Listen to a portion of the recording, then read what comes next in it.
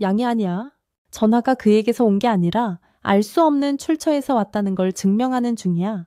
그러던 중 알무니르라는 남자가 샨 씨가 임명한 조사관이라고 소개했어. 그는 진실의 눈으로 유명하지. 그는 전화 추적이 어렵다고 했어. 암호화되어 있어서 대학생도 할 수 없다고. 게다가 양은 그걸 해낼 돈이 없었어. 그 주장은 거짓이고 모욕적이었지. 진짜 범인은 진짜 사기꾼이었어. 양이 석방된 덕분에 샹의 아버지의 인맥과 알무니르가 진실을 밝혀주면서 그들은 감옥에서 나왔어. 양이 건물에서 나올 때 많은 사람들이 그를 위해 전기 영혼이라며 크게 환호했어. 그의 진짜 이름, 그가 자신감을 회복하게 해준 이름, 록의 가게에서 무언가를 사려고 하는 손님이 양의 뉴스를 보고 있었어. 많은 전투 없이 새로운 영웅이 빠르게 떠오른 것에 놀라면서 그 소년의 능력에 감명을 받았지. 록은 세상은 변하고 우리는 새로운 규칙에 익숙해져야 한다고 말했어. 나중에 양과 샤가샹이 데려온 새로운 기지에 도착했어. 샹이 양의 전기 영혼 수트에 움직이지 않는 부분을 시험하고 있는 동안 양과 샤는 비가 많이 와서 다가가기를 주저했어. 비가 그치지 않을 것 같아서 그들은 그에게로 다가가기 시작했어. 그들은 샹의 문을 두드리는 범죄자를 발견했어. 샹이 양의 정의 영혼 수트를 입고 문을 열었을 때 범죄자는 그를 양으로 착각하고 총을 겨눴어. 양은 그를 구하려고 서둘렀지만 범죄자가 쏘아서 샹이 죽었어. 이제 우리는 샹에게 작별 인사를 하러 묘지로 가. 모두의 얼굴에는 슬픔이 가득했어. 샤는 일어난 일을 기억하며 많이 울었어. 샹의 아버지가 샹이 죽기 전에 쓴 글을 읽었어. 그러고 나서 샤와 양을 제외한 모두가 떠났어. 양은 분노와 복수의 욕망을 뚜렷하게 드러냈어. 그는 샤를 떠나 양의 아버지에게 사과하러 갔어. 그러나 샹의 아버지는 양이 그곳에 있는 것에 화가 나서 진정으로 샹에게 일어난 일에 후회한다면 범인을 찾으라고 인시스텟. 그가 그렇게 한다면 같은 장소에서 그를 찾아 용서할 수 있을 거야. 하지만 양은 샹의 아버지의 도움이 필요했어. 특히 범인의 신원에 대한 정보가 필요했지. 그는 목에 있는 흉터 때문이었어. 그는 유주를 납치하려서 했던 에이전트가 그 흉터의 책임자라는 걸 기억했어. 그러고 나서 우리는 샹이 세운 양의 본부로 이동했어. 양이 문을 열자마자 샤가 그의 앞에 서 있었어. 그는 그녀에게 왜 왔는지 물었고 그녀는 록 아저씨가 가져온 음료수를 가져왔다고 답했어. 양은 혼자 일을 시작하고 위원회 요원들에게 알리지 않았어. 그럴 만한 이유가 있었지. 샹이 범인이 어린아이를 납치해 감옥에 있다고 믿었기 때문에 더 이상 누구도 믿을 수 없었던 거야. 샤는 자신이 들은 말을 믿지 않았고 자신도 신뢰할 수 없는 건지 물었다. 양은 질문을 피하며 그들을 걱정시켜서 미안하다고 사과했다. 양은 멘토에게서 전화를 받은 후 멘토의 말을 떠올리며 기자회견에 갔다. 두 범죄자들은 석방되었고 그에게 앙심을 품고 있었기 때문에 다시 체포되더라도 이번 범죄에 대한 동기는 확실했다. 이로 인해 양은 극도로 화가 났고 전기 정령 동상을 부수었다. 그러고 나서 현재로 돌아갔다. 양은 다음에 무엇을 할 것인지, 전기 정령으로 계속할 것인지 질문을 받았다. 양은 전기 정령이 34년 동안 버텨왔다고 대답하며 모든 질문에 답했다. 그는 그것을 매우 사랑했다. 그는 한때 전기 정령이 세상의 평화와 정의를 지킬 것이라 상상했다. 그러나 현실은 항상 한쪽으로 기울어져 있었다. 한 사람이 균형을 유지하는 것은 불가능하니 그는 그 부담을 다른 이들에게 남기기로 했다. 양은 34주년 기념일에 이전 전기 정령에게 도전하기로 결심했다. 그러고 나서 우리는 전기 정령 본부로 이동했다. 그는 처음에는 관심이 없었지만 그의 부하가 설득하려고 했다.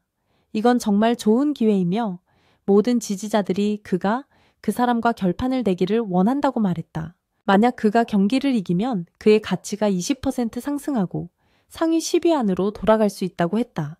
전기 정령이 옷을 갈아입고 나서 그는 순위 때문만으로 전기 정령이 된 것은 아니라고 설명했다.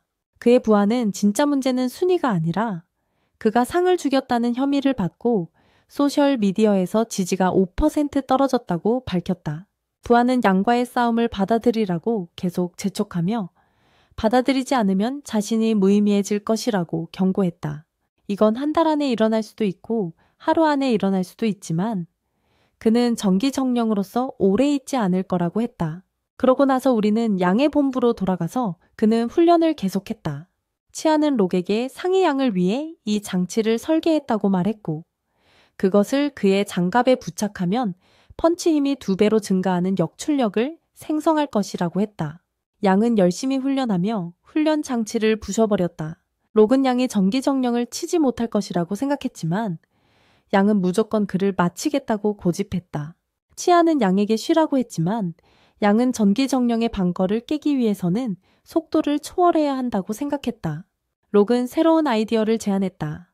전기정령이 방어 시스템을 스스로 비활성화하게 하고 그가 대표적인 기술인 번개절단을 사용하지 않으면 양이 그의 약점을 드러낼 수 있을 것이라고 했다. 양은 전기정령이 이 기술을 피하는 이유를 알고 있었다. 그것은 양날의 검이기 때문에 전기정령도 그걸 알고 있었다.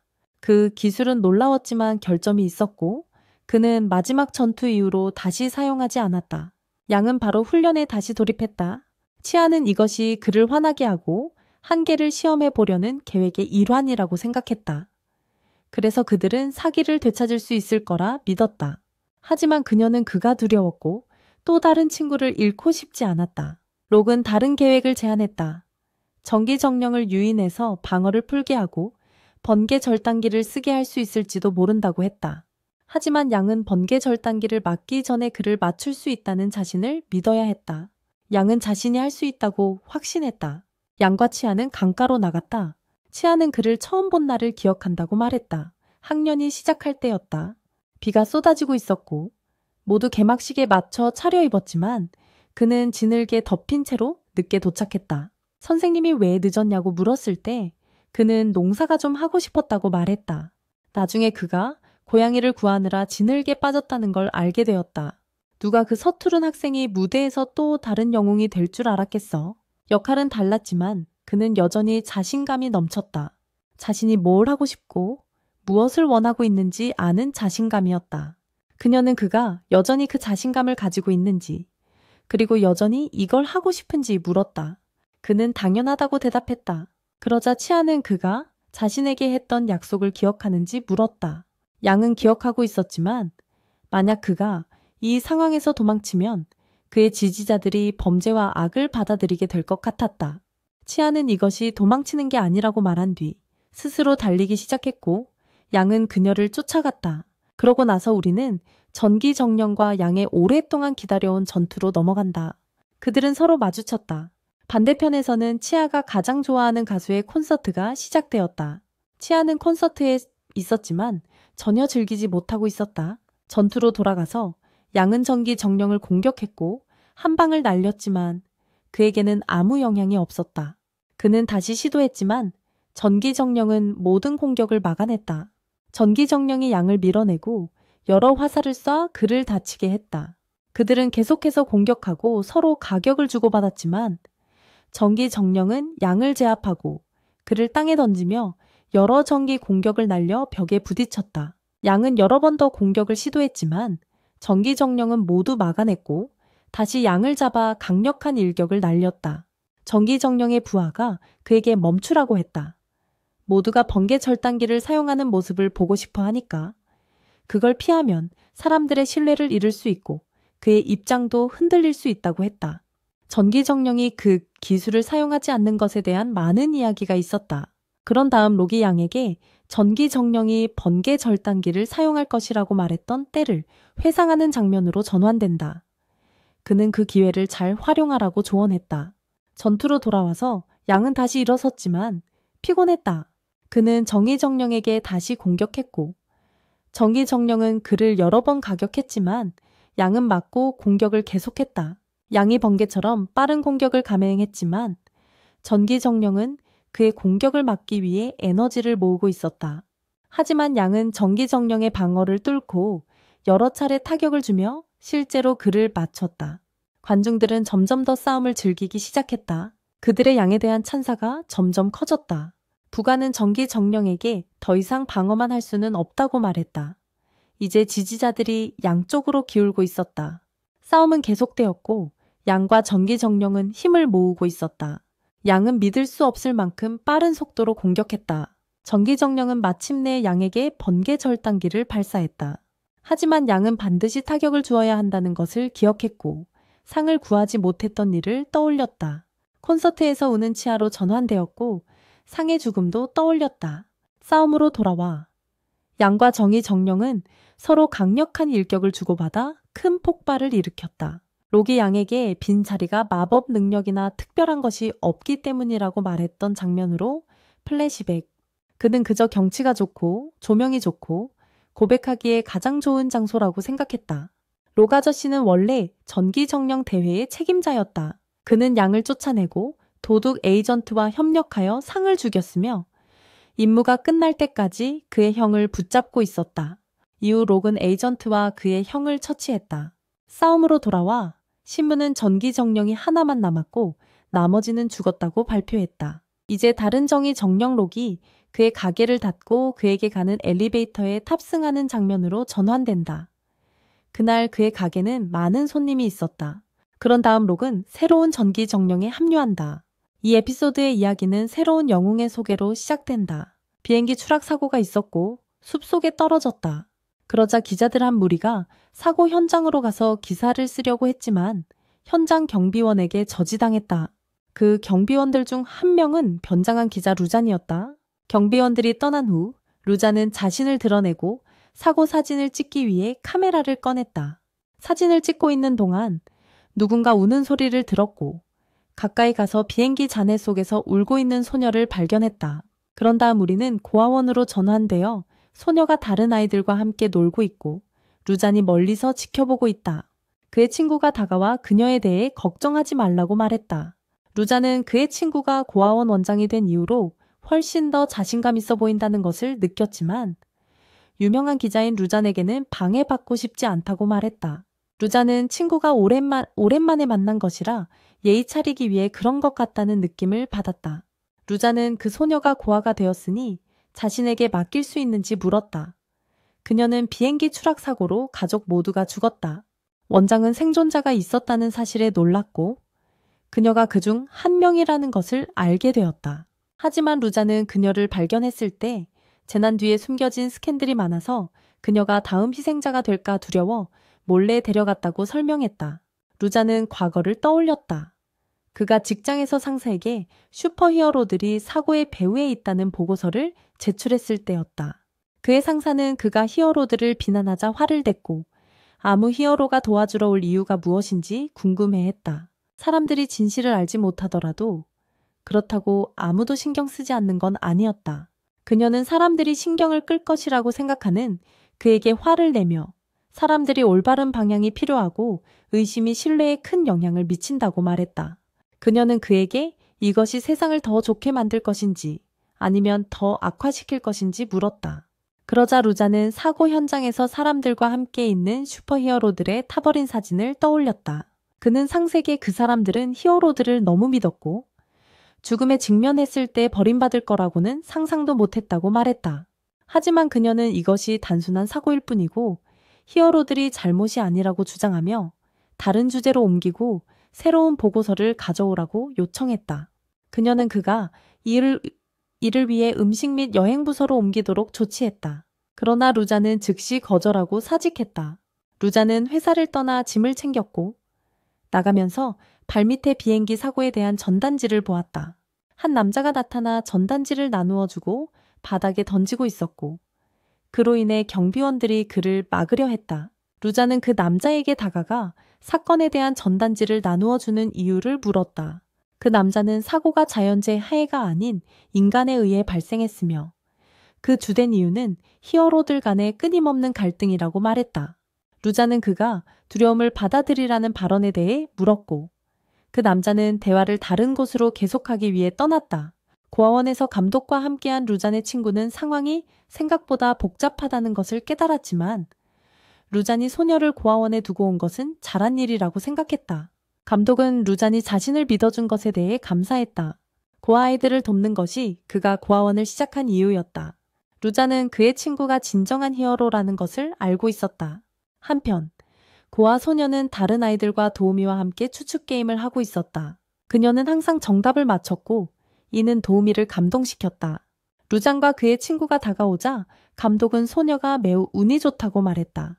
하지만 루자는 그것이 운인지 불운인지 확신할 수 없었다. 감독이 소녀의 이름을 물었지만 루자는 몰라서 그녀의 이름을 시온이라고 지었다. 시온이 계속해서 놀면서 그녀는 한 아이를 위해 금색 토큰을 골랐고 그 아이는 다른 아이들에게 시온이 자신을 위해 선택했다고 자랑했다. 나머지 아이들은 시온에게 자신들을 위해서도 선택해달라고 몰려들었고 도우미는 아이들에게 그녀에게 공간을 주라고 소리쳤다. 도우미는 시온에게 지도에서 보물이 있을 것 같은 장소를 가리키라고 요청하며 그것도 그림 게임의 일환인 척했다. 나중에 도우미는 동료와 그날에 대해 이야기하며 남편의 건강이 좋아지고 있다고 언급했다. 고아원에서 다른 도우미가 시온에게 사탕을 주고 적합한 남자를 선택해보라고 했어요. 사탕개는 다른 남자들의 사진이 3장 있었죠. 다른 직원들이 이 사실을 알게 된 후 시온에게 특별한 운이 있는 것 같다고 해서 도와달라고 했고 이로 인해 시온은 정말 무서웠어요. 시온은 그녀의 남편을 치료해 달라고 부탁했으며 심지어 돈까지 제안했어요. 차오가 돈을 받더니 고아원 문을 닫고 시온에게 좋은 행동은 자랑하면 안 된다고 속삭였어요. 하지만 원장이 차오의 행동을 알게 되었고 실망했어요. 차오는 자신이 그 돈을 고아원에 기부하겠다고 변명했지만 원장은 더러운 돈은 고아원에 쓰지 않겠다고 하며 돈을 바닥에 던졌어요. 고아원이 정말 필요하더라도요. 원장은 시온에게 이런 일이 다시는 일어나지 않게 하라고 말하며 만약 누가 그녀를 이용하려 한다면 즉시 알려달라고 했어요. 나중에 시온은 교회로 옮겼고 많은 그녀의 동상이 새로운 시온으로 판매되고 있었으며 사람들은 그것을 사기 위해 매우 신이 났어요. 원장은 그것 덕분에 다른 사람들에게 기쁨을 줄 수 있어 행복했어요. 시온이 고아원으로 돌아갔을 때 또래 아이들이 그녀에게 엄청난 존경심을 보여서 시온은 놀랐어요. 그러다 소음이 들려서 확인해 보니 한 남자아이가 영웅들의 갈등에 대한 뉴스 방송을 듣고 있었어요. 시온이 들어가자 그는 그녀에게 옆에 앉아달라고 요청했어요. 그들은 함께 듣고 있었어요. 시온이 발표자가 누구냐고 물었어요. 남자아이는 그것이 세상을 바꾸고 싶어하는 여자아이라고 대답했어요. 한편 루자인도 TV에서 그 여자아이를 보고 있었어요. TV에 그 여자아이가 직접 나타났고 루자인은 그녀가 원하는 것을 이루었다고 생각했어요. 졸업식이 개인적인 연설로 바뀌고 모든 사람의 주목을 받게 되었죠. 하지만 그 여자아이는 그게 당연하다고 생각하며 X가 되고 싶어 했어요. 루자인은 그녀에게 항상 주목받으려 하지 말라고 경고하며 그것을 기억하라고 했어요. 그는 또한 미키와 일정을 정리했으며 그녀가 18세가 되면 DOS와 계약할 것이라고 말했어요. 하지만 그 여자아이는 말을 끊고 그를 아빠라고 부르며 18세가 되기 전에 시작하고 싶다고 했고 그때까지 상위 10위 안에 들어가고 싶다고 했어요. 그 후 지난 시즌에 상위 영웅들이 TV에 등장했어요. 다시 시온으로 돌아와서 그 남자아이는 라디오를 끄고 축복식에 대한 특별한 옷에 대해 물었어요. 그녀는 대답했어요. 그러자 남자아이가 그녀를 행운의 소녀라고 부르며 맞냐고 물었어요. 시온은 그를 보고 놀라서 전에 그를 전혀 못 알아봤다고 했어요. 그는 다른 고아원에서 전화가 왔다고 말하며 나쁜 평판 때문에 이사 온 비밀을 속삭이고는 많은 웃음을 터뜨렸어요. 원장 사무실에서 차오는 새 남자아이를 받는 것에 반대하며 그가 매우 불운하다고 말했어요. 그리고 원장이 왜 그를 받아들였는지 이해하지 못했다고 했어요. 그녀는 그곳에서 많은 사고와 폐쇄가 있었던 곳이라고 말했어요. 원장은 그녀의 말을 끊고 만약 그가 문제를 두려워한다면 고아원을 운영하지 않았을 것이라고 말했어요.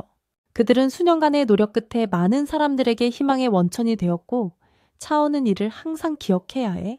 그는 모든 아이들이 평등하게 대우받고 친절함으로 대해야 한다고 말했어. 친절함이 그들이 선을 행하는 데 필요하니까. 그러고 나서 그는 그녀에게 일을 다시 하라고 했어. 시온과 새로운 소녀는 게임을 했고 시온이 이겼어. 그래서 소녀는 화가 났어. 자신이 그녀를 이길 수 없으니까. 시온은 또 다른 게임을 제안했지만 소녀는 그녀의 특별한 운에 대해 의문을 가졌어. 시온은 대답이 없었고 그녀도 잘 모르겠다고 했어. 그러고 나서 그는 시온의 손목을 잡고 손목에 숫자가 올라가면 운과 힘이 증가한다고 들었다고 말했어. 그는 그녀의 손목을 확인하고 큰 숫자에 놀랐어. 그는 그녀가 어떻게 그렇게 높은 숫자를 가졌는지 물었어. 그녀는 어릴 때부터 그 숫자가 있었다고 대답했어. 소년도 손목에 숫자가 있다는 것을 보여줬지만 그 숫자는 아주 높지 않았어. 즉, 그도 어느 정도 힘이 있다는 뜻이야. 시온은 그의 숫자가 2배인 것에 놀랐어. 소년은 남자와 여자가 다를 것이라고 추측하며 자신도 성장하면서 숫자가 올라가면 영웅이 될 것이라고 말했어. 감독도 이전에 시온에게 비슷한 말을 했고 그녀의 운 덕분에 사람들에게 희망을 주는 영웅 같다라고 했어. 하지만 시온은 왜 그런 일을 해야 하는지 이해하지 못했어. 그녀는 영웅이 되고 싶지 않았어. 그녀는 그저 함께 놀 친구가 있고 좋아하는 옷을 입고 언젠가 행복해지고 싶었어. 그러다 그녀는 감독이 머리색이 밝다고 말하며 사람들의 마음을 진정시키기 위해 흰색을 입어야 한다고 했던 말을 기억했어. 그리고 그는 그녀에게 노래를 가르쳐 주었고 그 덕분에 집의 모든 아이들이 그녀에게 인사했어. 그러고 나서 그녀는 현재로 돌아와서 자신이 완전히 자연스러워지고 싶다고 말했어. 그러자 그 젊은 남자가 시온을 붙잡고 함께 달렸고 집의 아래에 도착했을 때 그녀의 행운의 저주를 깨기 위해 쓸 것을 주었고 시온은 놀랐어. 이후 시온은 차오가 기다리고 있는 교회로 이동했고 그들은 안으로 들어갔어. 시온은 무대에 나타나 새로운 노래를 부르기 시작했어. 모두가 그녀의 노래를 듣고 있을 때 그 젊은 남자도 나타나 기타를 연주했고 시온은 새로운 드레스를 자랑했어. 모두가 놀랐지. 그러고 나서 그 젊은 남자가 무대에 합류했고 그녀는 새로운 노래를 부르기 시작했고 매우 행복한 기분을 느끼며 계속 노래했어. 그들이 끝났을 때 모두가 화가 났고 감독도 이 허상을 즉시 멈추고 싶어 했어. 그들이 그들을 잡으려 할 때 젊은 남자가 다시 시온을 붙잡고 도망쳤어. 그녀는 그가 예전에 이렇게 했던 때를 기억했고 그녀에게 그의 행운이 깨질 수 있다는 것을 증명해주고 작은 공을 주며 빨간 점을 맞추라고 했어. 그녀가 그렇게 했을 때 그녀는 점을 맞추지 못하고 다른 것을 맞춰서 물이 떨어지게 했어. 그러고 나서 그는 그녀에게 행운이 항상 완벽하지는 않다고 말했어. 그 말이 그녀를 기쁘게 했어. 그들이 집을 나서려 할 때 친구가 도와주고 있었는데 감독이 그의 힘으로 개입하여 집을 닫고 시안에게 도망치게 하지 않겠다고 다가갔다. 시안과 그녀의 친구가 도망치기 전에 그들은 소년의 방에 있었다. 소년은 그녀에게 자신의 기타를 보여주었다. 시안은 매니저가 이 새로운 기타를 소년을 위해 샀다는 걸 알았고 소년은 고아원에서 1년 동안 문제를 일으키지 않아서 그것을 받았다. 그러고는 소년이 연주를 하자 음악과 조화를 이루는 이상한 빛이 나타났다. 시안은 이 빛에 놀랐고 소년은 연주할 때 분위기를 좋게 해주기 위한 빛이라고 생각했다. 그러고 나서 소년은 시안에게 기타를 줘서 연주해보라고 했고 시안이 연주할 때 소년이 노래를 불렀다. 그녀가 끝나자 그는 자신의 목소리가 조금 나아졌냐고 물었지만 시안은 그렇지 않다고 대답했다. 그래서 소년은 그녀에게 노래를 부르라고 했고 그의 목소리를 듣고 싶어 했다. 하지만 시안은 거절하고 다가오는 콘서트에 찬송가 연습을 하고 싶어서 떠났다. 그녀는 또한 피곤했다. 소년은 시안의 목소리에 매우 감명받았지만 그녀가 바보 같은 노래를 부르고 있었다. 그러던 중 외부에서 자오의 목소리가 들려와 소년에게 조용히 하라고 소란을 피우지 말라고 했다. 하지만 소년은 자신이 공부하고 있다고 대답했고 시안은 자오가 과장하고 있다고 생각했지만 그래도 시끄러웠다. 그러고 나서 소년은 시안에게 매니저가 이 고아원을 설립해 그들 중에서 영웅을 기르기 위해서라고 말했고 그는 모든 아이의 능력이 어린 시절부터 형성될 수 있다고 믿었다.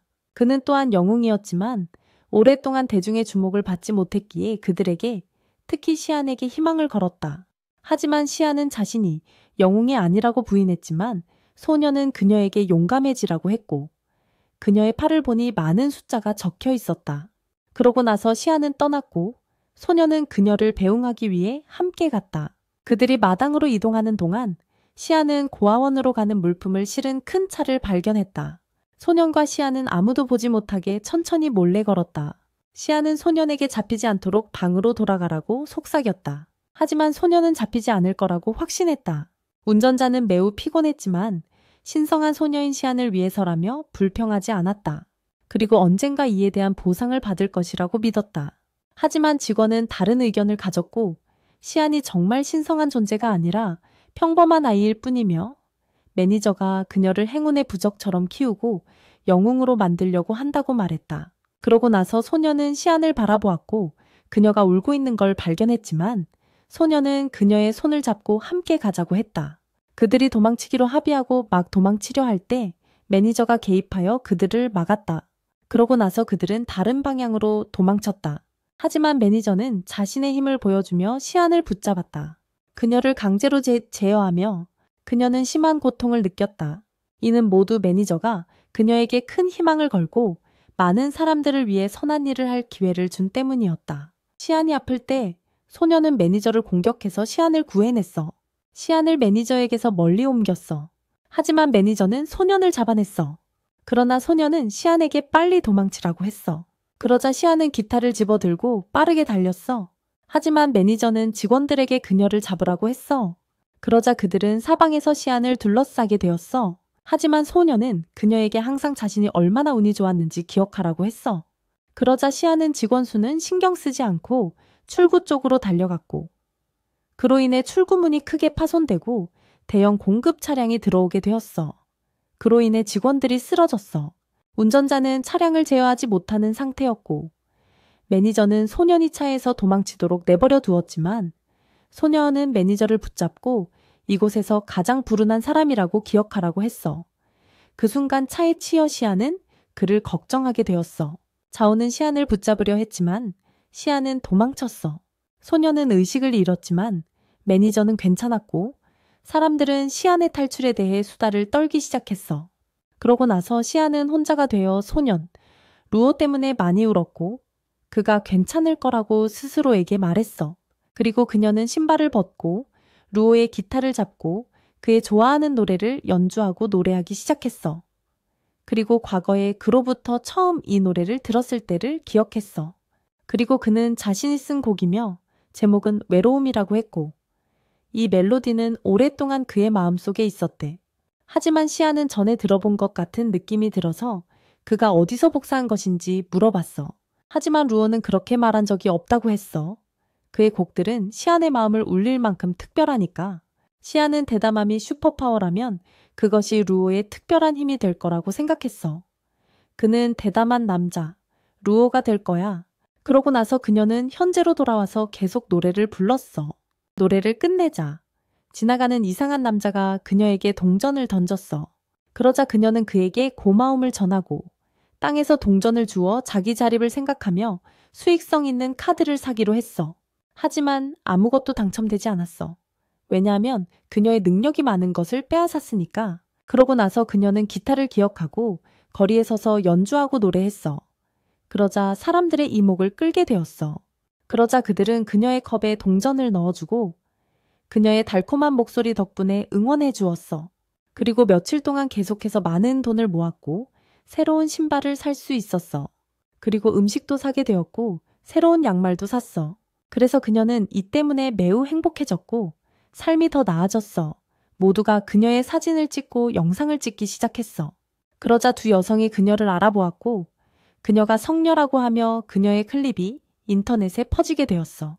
그리고 그녀의 노래를 듣는 사람은 모두 운이 좋아진다고 게시되었어. 그러고 나서 우리는 로그인과 그의 매니저로 넘어가고 매니저는 그녀와 그녀의 목소리에 매우 감명을 받았어요. 그리고 로그인은 그녀가 아주 빨리 성장했음을 깨달았어요. 그러고 나서 매니저는 그녀와 계약하고 싶어 했지만 로그인은 그녀가 영웅이기 때문에 계약하고 싶어 하는 것에 놀랐어요. 그러고 나서 우리는 시안으로 넘어가고 그녀는 계속 노래를 부르는데 사람들이 그녀 주변에 모여 이상한 행동을 하고 있는 걸 보았어요. 그들은 그녀가 성녀라는 걸 알고 있었고 그녀에게 멈추라고 요청했어요. 그래서 그녀는 노래를 멈추고 땅에서 돈 상자를 집어들고 도망쳤어요. 그러고 나서 그녀는 아무도 보지 못하게 복도로 이동했어요. 하지만 한 소녀가 그녀 뒤에서 나타났고 시아는 그녀가 자신을 따라온다고 생각하며 그녀에게 더 이상 행운을 줄 수 없으니 성스럽게 하지 말라고 부탁했어요. 그러고 나서 그녀는 자신의 손목에 있는 실내의 가치를 확인해 보라고 요청했어요. 시안이 그녀의 손목을 보았을 때 숫자가 크게 증가한 것을 발견하게 되었고 이것은 그녀를 놀라게 했어요. 그러고 나서 그 소녀는 시안에게 명함을 주며 자신이 DOS 그룹의 케인이라고 소개하고 그녀를 영웅으로 초대하러 왔다고 말했어요. 이는 시안에게 놀라움과 함께 루오의 말이 떠오르게 했어요. 그가 성장하면 영웅이 되고 그의 숫자도 증가할 것이라고. 그러고 나서 시안은 동의하고 그들이 누군가를 찾는 데 도움을 줄 것을 조건으로 내걸었어요. 그러고 나서 케이는 동의하고 논의할 장소로 가자고 요청했어요. 그러고 나서 우리는 고아원으로 넘어가고 루오는 혼자 갇혀 있었고 그의 음성 장치가 함께 있었어요. 그는 그것을 켜기 시작했고 시안에 대한 프로그램이 방송되는 것을 들었고 그녀의 달콤한 목소리와 행운을 가져오는 능력 덕분에 훌륭한 영웅이 되었다고 했어요. 이는 루오가 그녀에 대해 안심하고 행복하게 느끼게 했어요. 그러고 나서 매니저가 그에게 다가와 시안에 대해 이야기하려 했어요. 하지만 루오는 뉴스로 그녀에게 무슨 일이 있었는지 알고 있었고 그녀를 위해 잊어달라고 부탁하며 다른 말을 하려고 했어요. 그러고 나서 그는 그에게 다가가 속삭였고 이는 루오를 매우 불안하게 만들었어요. 그러고 나서 우리는 시안의 쇼로 넘어가고 그녀가 노래를 부르고 있고 많은 관객들이 그녀를 응원하고 있어요. 그녀가 공연을 마친 후 오늘이 오랜 공백 후 무대로 돌아오는 날이라고 관객에게 말했어요. 그녀의 마지막 공연은 행복한 경험이 아니었지만 그 당시 그녀에게는 매우 소중한 친구가 있었고 그 친구가 기타를 만들어 주었으며 그녀가 음악을 사랑하게 만들었어요. 노래는 아름다운 것이고 비록 그가 더 이상 여기 없지만 그는 그녀에게 3가지를 남겼어요. 그의 기타, 그가 쓴 노래, 그리고 영웅이 되기 위한 설계도. 그러고 나서 그녀는 루오의 노래를 불렀어요. 그러고 나서 우리는 고아원으로 넘어가고 그곳의 모든 사람들이 괴물로 변해 있었어요. 시아는 그녀의 새로운 매니저의 사무실로 이동했고 그가 그녀에게 들어오라고 요청했어요. 시아는 퀸과 이야기하느라 시간을 잃어버려 늦었다고 사과했지만 매니저는 그녀가 그를 만나기 위해 조금 수줍어하는 것 같다고 생각했고 그녀가 처음으로 다른 사람들을 만나는 것을 긴장하고 느끼는 것을 알아차렸어요. 그는 웃으며 그녀에게 몇 가지 작업을 마치면 모두에게 익숙해질 거라고 말했어요. 그는 그녀에게 보여주고 싶은 것이 있다고 언급했고 그때 퀸이 다가와 시안에게 새로운 의상과 장비를 보여주었다. 그들은 또한 그녀의 기타에 몇 가지 변경을 했으며 이제 그 소리가 특별한 이유는 최신 기술로 업그레이드되어 그녀의 능력을 맞추고 강화했기 때문이라고 말했다. 매니저가 시안에게 새로운 페르소나에 만족하는지 물어보았다. 이 말에 시안은 놀랐다. 퀸은 요즘 관객들이 독립적이고 자립적인 여성을 선호한다고 말하며 그녀의 옛 이미지를 신성한 소녀에서 벗어났다고 말했다. 이제 그들은 그녀를 위해 활기찬 전사천사라는 새로운 이미지를 만들고 있었고 음악을 사랑하며 꿈을 쫓는 용감한 모습으로 노래를 통해 행운을 가져다 줄 것이라고 했다. 시아는 기타의 형태가 변할 때 다시 한번 놀라웠다. 매니저는 이것이 그가 그녀에게 이야기했던 것이라고 설명했다. 이제 기타는 첨단 변형 기술이 장착되어 그녀의 기타이자 가장 좋아하는 무기가 될 것이라고 했다. 하지만 시아는 전에 싸워본 적이 없었고 왜 이런 것이 필요할지 이해하지 못했다. 퀸은 그녀를 진정한 영웅으로 만들기 위한 훈련 과정이 마련되었다고 말했다. 매니저는 그녀에게 한 가지를 상기시켰다. 이 세계에서 말에는 힘이 있으므로 과거를 누구에게도 말하지 말라고. 이후 시아는 콘서트를 마치고 개인 차량에 탑승했다. 운전사는 그녀가 대단하다고 말했다. 그녀는 집에 가기 전에 어디론가 데려다 달라고 요청했다. 그는 이것이 규칙에 어긋나고 발견되면 해고될 수 있다고 말했다. 하지만 시안은 잠깐만 보고 곧 떠날 것이라고 간청했다. 그들은 시안이 다시 들어가려고 했던 고아원으로 돌아갔다. 고아원 원장이 그녀의 뒤에서 나타나 후회하고 돌아왔는지 아니면 다시 그를 모욕하러 온 것인지 물었다. 시안은 떠나려 해야 했지만 그는 그녀를 막고 어떻게 다시 돌아올 용기가 있었는지 물었다. 그는 사람들이 그녀가 도망간 이후로 오지 않았다고 말했다. 이제 그곳은 황량해졌고 아이들은 먹을 것이 부족했다. 그들은 그녀 때문에 어려운 시기를 겪고 있었다. 시아는 큰 기부를 하겠다고 제안하며 모두와 함께 기금 모금 콘서트를 열자고 말했다. 원장은 그녀를 막으며 착한 소녀인 척하지 말라고 말했고 그녀가 한밤중에 선물을 주러 온 것이 아니라고 했다. 시아는 그녀의 에이전시에게 룰을 찾아달라고 요청했다고 말했다. 그래서 그녀가 온 이유였다. 원장은 그녀가 단지 자신의 죄를 인정하러 온 것이라고 말했다. 시아는 루가 죽었다는 것을 믿을 수 없었지만 원장은 그녀가 그것을 믿고 싶지 않다는 것을 알았고 그녀는 다른 사람들에게 불행만 가져다 준다고 말했다. 그는 그녀를 내버려 두고 안으로 들어가며 고아원은 그녀의 동정이 필요하지 않다고 말한 후 문을 닫았다. 이후 루는 모든 것을 들었다고 말하며 방으로 돌아가라고 했다. 루는 원장이 시안이 그의 부모가 탑승한 비행기의 유일한 생존자라고 말한 것을 기억했고 조은우는 항상 대가가 따른다고 말했다. 그는 다른 사람들의 불행이 이유라고 설명했다. 그러자 시안이 떠난 후 고아원에 버려졌다는 정보가 소셜미디어에 퍼졌다. 사람들은 그녀가 비행기 추락 사고에서 유일하게 실종된 사람이라는 사실을 알게 되었다. 이야기는 사람들의 온라인 반응에 충격을 받은 감독으로 전환되었다. 감독의 사무실 창문은 사람들이 고아원에 돌과 불을 던져 공격하면서 깨졌다. 고아원 경비원들이 나타나자 그들은 더 많은 공격을 받았다. 그 후 거기서 식중독 사건이 발생했고 한 달 전에는 수질오염 문제로 곤란한 일이 생겼다. 이는 감독을 분노하게 만들었고 특히 근처에서 화재가 발생하고 차가 가까이서 충돌했을 때 더욱 그랬다. 그것이 저주받은 장소처럼 보이기 시작했다. 거기서 산 과일조차 독이 들어있었다. 압도당한 감독은 더 이상 이렇게 많은 불만을 감당할 수 없다고 느꼈다. 그는 루잔과의 대화를 기억했다. 루잔은 미케이가 시안을 훈련생 영웅으로 영입하고 싶어 한다고 말했다. 감독은 반대했지만 루잔은 시안이 도망친 후 더 이상 그의 통제 아래에 있지 않다고 말했다. 루잔은 시안이 아무도 알아보지 못하게 고아원에서 조용히 살 수 있기를 바랐고 그래서 감독에게 그녀를 맡기고 다른 걱정은 하지 말라고 했다. 하지만 이제 루잔은 그녀와 관련된 정보를 숨기기 위해 어떤 일이든 부탁할 필요가 있었다. 감독은 여전히 화가 난 채로 현재로 돌아왔다. 그러자 우리는 차오로 이동했고 다른 직원들도 화가 나 있었고 시안이 도망친 후 모든 것을 잃었다고 느끼며 고아원의 문제는 더 심각해졌다. 미케이의 사무실에서는 시안의 평점이 떨어지고 있었다. 키는 그녀의 신뢰도가 사상 최저라는 것을 알아차리고 이런 식이면 시안이 완전히 천국에서 쫓겨날 수 있다고 순위를 잇자고 제안했다. 문제는 더 이상 그녀의 영웅 순위만이 아니었다. 콘서트 티켓의 절반이 지금 환불되고 있었다. 키는 미케이에게 아예 콘서트를 취소하거나 연기하자고 제안했지만 미케이는 이것이 루머에 대한 패배를 인정하는 것이라고 생각했다. 시아는 기자회견을 열어 자신의 배경과 고아원에서 실제로 일어난 일을 모두에게 말하자고 제안했다. 미키는 루머가 사실이 아니면 시안이 비행기 사고의 유일한 생존자가 아니냐고 물었다. 그리고 그녀가 고아원에서 행운의 부적을 팔던 성녀가 아니었냐고 물었다. 시아는 그들이 자신의 의도를 왜곡하고 있다고 느꼈다. BK는 아무도 그녀의 의도에는 관심이 없다고 말했다.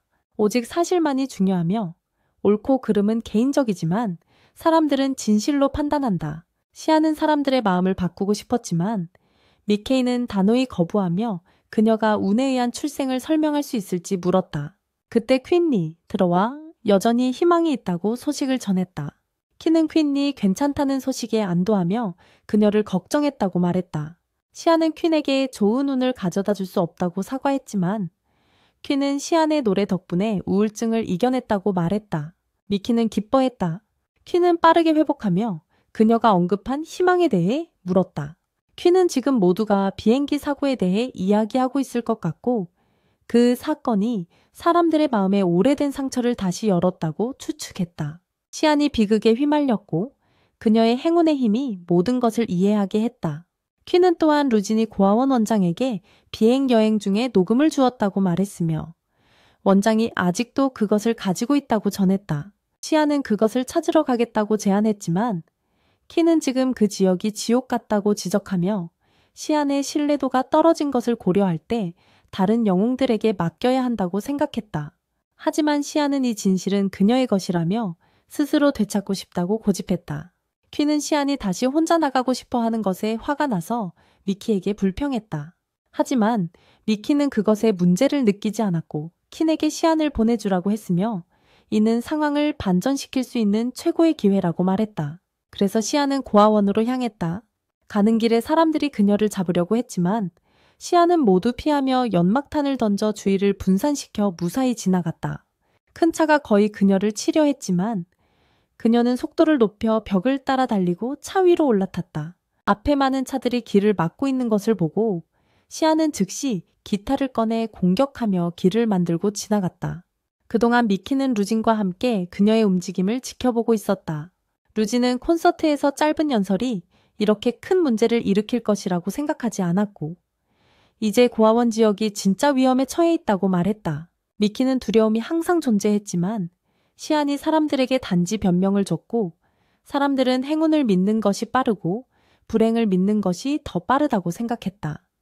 이는 사람들의 마음을 쉽게 흔들어 놓을 수 있었다. 미키는 행운이 그들에게 미소 지은 것은 그들이 믿을 준비가 되어 있었기 때문이라고 믿었다. 고아원에 돌아온 시아는 도착하자 몇몇 직원들이 그녀를 기다리고 있었다. 그들이 그녀를 보았을 때 공격했지만 시아는 피하고 도망쳤다. 그녀는 무기를 들고 높이 점프해 차오를 향해 화살을 쏘고 벽에 핀으로 붙였다. 다른 이들이 공격했지만 시아는 그들에게도 화살을 쏘고 도망치면서 공격을 계속하며 그들을 쓰러뜨리고 핀으로 붙였다. 그러다 원장의 힘이 나타났고 그는 자신의 능력을 사용해 시안을 잡아당겼다. 그가 그녀를 보았을 때 그는 자신이 겪었던 고통을 그녀도 겪게 하겠다고 다짐했다. 시안은 그에게 화살을 쏘려해야 했지만 그는 그녀를 허락하지 않고 또 다른 힘을 풀어냈다. 그녀는 그것을 막고 또 다른 화살을 쏘아 그를 맞히고 그의 힘을 약화시켜 탈출하게 했다. 그녀는 스프레이통을 꺼내 달리면서 사방에 뿌리기 시작했고 원장은 계속 그녀를 치려했지만 놓쳤다. 그곳은 스프레이로 가득 차서 그녀는 그의 모든 공격을 피할 수 있었다. 원장은 다른 공격을 시도했지만 그녀는 모든 공격을 피했다. 공중에 있을 때 그녀는 또 다른 화살을 쏴서 그를 다시 맞췄고 그로 인해 그는 분노에 차올랐다. 그는 드디어 그녀를 잡았다고 생각하며 강하게 방역했지만 시아는 회피하고 맹렬하게 공격하여 결국 그를 쓰러뜨렸다. 그러고 나서 그녀는 작은 장치를 보여주며 기록이 어디 있는지 알려달라고 요구했다. 그녀는 감독실로 가서 기록을 찾기 시작했다. 그녀가 그것들을 찾았을 때 루의 목소리가 들렸다. 그때 로우가 시안에게 가서 그녀가 불행의 원인이라는 것을 알고 있다고 말하며 그녀의 순진한 모습에 속았다고 했다. 그는 그녀가 영웅이 되고 싶지 않다고 했지만 지금은 그렇다고 말했다. 그녀가 도망쳤기 때문에 사람들은 그녀의 운명의 희생자가 되었고 버림받고 잘못된 대우를 받았다. 그는 부모님도 그녀 때문에 죽었다고 덧붙였다. 시아는 이를 부인했다. 그녀는 그에게 다가갔다. 로우는 분노를 느끼며 가까이 다가왔고 그녀가 자신의 병의 원인이라고 믿었다. 그들은 서로 공격하기 시작했다. 시아는 그의 공격을 피하고 제어실로 들어가 기록을 입력하여 보여주었다. 로우가 갑자기 다시 그녀를 공격했지만 그녀는 그의 타격을 피하고 대신 전시장치를 부셔버렸다. 그는 그녀에게 다가가며 그녀의 운이 다했다고 생각했다. 그러고 나서 시아는 그에게 그의 것 중 하나를 보여주며 그가 그녀의 나쁜 운의 저주를 없애기 위해 그것을 주었다고 상기시켰다. 하지만 로우가 그녀를 향해 타격을 가할 때 시아는 그에게서 받은 공을 던졌다. 그 공은 물 경고 시스템을 부수고 물 분사기가 작동하여 부서진 전시 장치에 물을 쏟아냈다. 그 장치는 비행기 추락 당시의 일을 보여주었다. 로우의 부모님은 시안과 그녀의 부모 옆에 앉아 있었다. 시안은 두려움에 사로잡혀 크게 울고 있었다.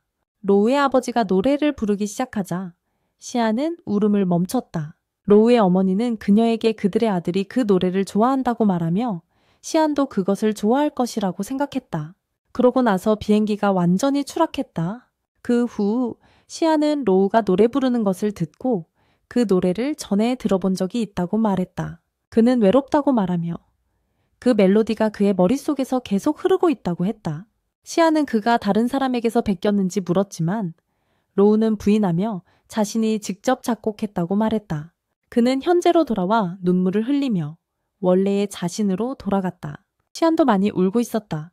그는 그녀에게 다가가 손을 내밀었다. 그녀는 그의 손을 잡고 부드럽게 쓰다듬었다. 그 후 언론은 시안에 대한 진실이 발견되었다고 보도했다. 그녀의 운은 추락사고의 모든 희생자들의 소원에서 비롯된 것이었다. 그녀의 긍정적인 태도는 이제 모두의 찬사를 받았다.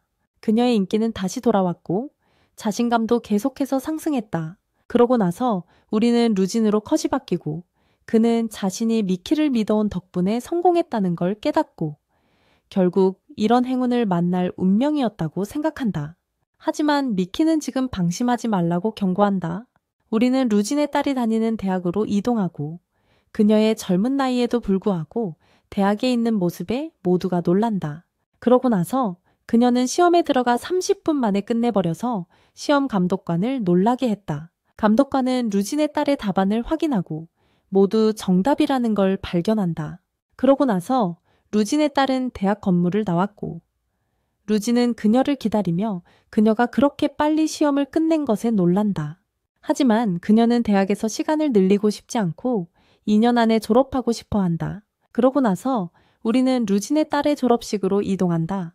그녀의 이름은 유에이고 그녀는 뛰어난 성적으로 연설을 하게 된다. 그녀는 대학에서 가장 젊고 성공적인 학생 중 한 명이다. 그러고 나서 그녀는 앞으로 나와서 연설을 시작했다. 그녀는 이사가 자신을 대학에서 가장 젊은 우수 학생으로 소개했다고 말했지만 그 소개가 마음에 들지 않았다고 했다. 그녀는 사람들은 태어날 때부터 다른 사람에게 인정받기 위해 살고 자신감은 다른 사람에게서 오지만 그 이전에 자신 안에서부터 시작된다고 말했다. 그리고 그녀가 스스로 설정한 목표는 2년 안에 대학을 마치는 것이며 이는 자신이 천재라는 설명을 받기 위해서가 아니라 자신이 영웅이 되어 세상을 변화시킬 수 있다는 자신감에서 비롯된 것이라고 했다. 그러고 나서 우리는 배에서 두 남자가 유해의 연설을 TV로 보고 있는 장면으로 이동한다. 그들이 그녀의 말을 듣고 웃었고 바 주인이 화가 났다. 그들이 왜 화가 났냐고 물었을 때 그녀는 그들이 다른 사람의 꿈을 비웃고 있으며 이 시간에 아무것도 하지 않고 허송세월하고 있다고 말했다. 그녀는 그들에게 청구서를 내고 일을 하러 가라고 부탁했다. 그러고 나서 그녀는 유해의 말을 잘 들으라고 TV 볼륨을 높였고 모두가 그녀에게 집중했다. 유해는 그들이 슈퍼히어로 시대의 많은 갈등을 보았고 모두가 그로 인해 고통받았다고 이야기하기 시작했다. 위원회는 온갖 시스템을 시도했지만 아무 소용이 없었다. 이는 영웅의 근원이 바로 사람들에 있으며 사람들의 의지는 정의될 수 없기 때문이다. 유해는 도시의 모든 스크린에서 주목을 끌었고 더 나은 안내를 통해 더 나은 시스템을 이룰 수 있다고 말했다. 그래서 그녀는 자신이 시스템을 만들 능력이 있다고 확신하며 X가 되고 싶다고 말했다. 그리고 이 힘을 통해 권력에 도달할 것이다. 그러고 나서 그녀는 신뢰 가치의 시스템을 전복하고 새로운 세계 질서를 창조할 것이며 그 혼란은 혼돈으로 이어질 뿐이라고 했다. 그리고 그녀는 세상의 질서를 세울 수 있는 영웅이 될 것이다. 그러고 나서 우리는 미키로 이동하고 그는 유해의 말에 놀라워한다. 하지만 켄은 그녀의 아버지가 매우 예민한 사람이라고 생각했지만 그의 딸 유해가 그보다 더 꿈꾸는 사람이라는 것을 보았습니다. 하지만 미키는 그녀의 말을 가볍게 여기지 말아야 한다고 생각했고 가장 솔직하고 대담한 사람들이 가장 많은 존경과 문제를 일으킨다고 믿었습니다. 하지만 켄은 그가 그녀를 걱정하고 있다고 상상했지만 그녀는 이에 반대하며 최신 행동에 대해 이야기하기 위해 컴퓨터를 가져왔고 그녀가 위험있고 눈부신 존재라는 것이 수치스럽고 남성과 여성 간의 분쟁을 악화시키고 있다고 말했습니다. 그녀는 컴퓨터에서 이것을 보여주었고 이제 그녀를 공개하는 것은 불가능합니다. 하지만 미키는 그녀를 의미하는 것이 아니라 그녀가 여성 영웅의 새로운 물결을 이끌 것이라고 기대하고 있습니다. 그 다음 우리는 유해로 이동하며 그녀는 모든 사람에게 X가 그들 같은 평범한 사람들의 상징이며 무한한 가능성에 대한 갈망의 구현이라고 말했습니다. 그리고 그녀의 왕관이 언젠가 그렇게 될 것이라고 했습니다. 이 연설은 유해의 뉴스 방송에서의 유명도에 큰 영향을 미쳤고 모든 방송국에서 그녀에 대해 이야기하기 시작했습니다. 그런 다음 한 방송국은 유해가 DOS와 영웅 계약을 체결했으며 그녀의 꿈을 이룰 수 있도록 지원할 것이라고 발표했습니다. 그 후 우리는 라디오 프로그램으로 이동하고 그들은 DOS에서 가장 높은 랭크의 영웅 보아를 초대하여 그녀의 삶의 변화와 주변 상황에 대해 이야기했습니다. 그들은 보아에 대해 이야기하기 시작했으며 그녀는 힘과 아름다움의 조합이며 그녀의 발언이 많은 지지를 얻었다고 했고 이는 그녀와의 인터뷰를 통해 이루어진 것이라고 했습니다. 그리고 보아의 인기는 유해의 연설을 통해 증가했습니다. 그리고 그녀는 상위 10위 경쟁자 중 한 명이 되었습니다. 그 다음 우리는 작은 조니와 그의 고양이로 이동합니다. 그는 여성 영웅에 대한 광고가 많다는 것을 보았고 임무의 수가 증가했다고 생각했지만 그에게는 문제가 없으며 모든 여성들이 시아니아닐 이후로 영웅이 되고 싶어 한다고 생각했습니다. 그 다음 우리는 보아로 이동하며 그녀는 작년에 X와 경쟁 중이었습니다. 그 후후 그들은 서로 다가갔고 보아가 X를 공격하기 시작했지만 그는 쉽게 그녀의 공격을 막았습니다. 그런 다음 그는 그녀에게 강타를 날려 그녀가 벽에 부딪히게 했습니다.